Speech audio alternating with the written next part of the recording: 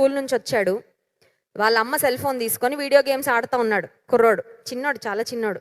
4వ తరగతి అట్లా ఉంటుందండి వాడి పర్సనాలిటీ చూస్తే. ఫోన్ చూస్తా గేమ్స్ ఆడుతున్నాడు.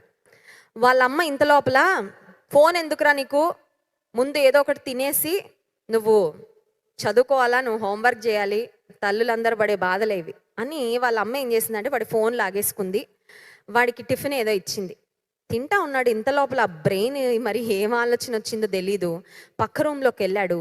ఒక క్రికెట్ బ్యాట్ పట్టుకొచ్చాడు. వాళ్ళ అమ్మ నెత్తి మీద వేసాడండి. ఆమె అక్కడికక్కడ కళ్ళు తిరిగి పడిపోయింది.